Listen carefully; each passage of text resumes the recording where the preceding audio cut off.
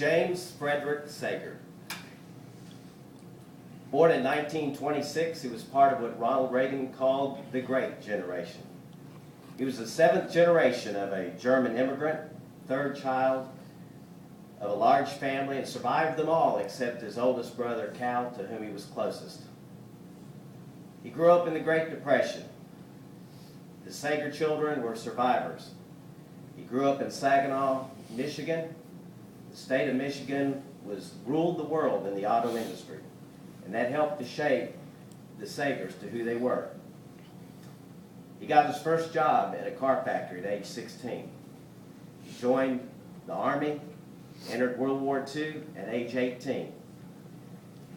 He was a tall, good-looking soldier with a tall build, full head of wavy hair. Stood nearly 6 foot tall. Because of his height and build, he was even asked to sit on a horse and be part of that elite group called the cavalry. He spent most of his years with the Army as a mechanic, doing what he did since high school. He was a good mechanic. And then he joined the U.S. Air Force.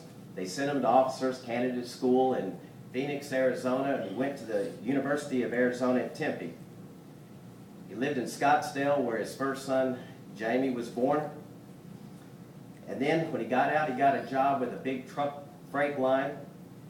And because of his leadership, they sent him to Memphis, Tennessee to open up a big shop as a terminal and hub for the freight line. And so when he began his college courses in Arizona, he started with mechanical engineering, but he ended at Memphis State with business management courses.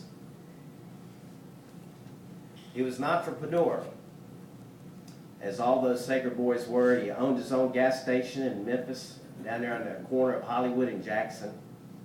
His brother, Bill, had a record service in Saginaw, and his other brother, Cal, had a body shop. But then one day, he decided to turn his coveralls in for a suit. And he decided to take his gift of gab and put it to work for him for money.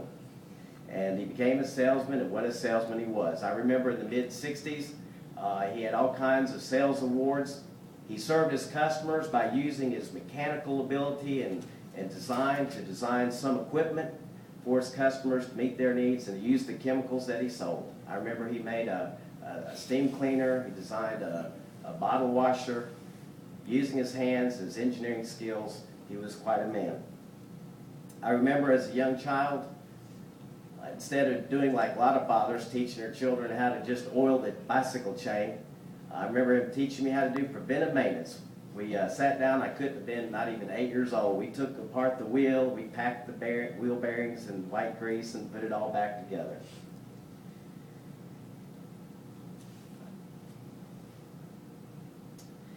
About that time in the mid-'60s, he was active in a large church that we went to. He sang in the choir, was a deacon, but he grew dissatisfied with the level of Bible teaching that he was getting and began to seek more of an in-depth Bible knowledge. And he heard a radio preacher in Memphis that he grew to like, and so we went to that church. And because of that decision of my father seeking more in-depth knowledge of Bible, we went to a good Bible-believing, Bible-preaching church, and that's where my brother and I accepted Jesus Christ as our Savior. My dad never sent his children to Sunday school. He took them to Sunday school. And he still enjoyed studying the Bible up to his last days. He enjoyed his radio preachers and listened to Arnold Murray.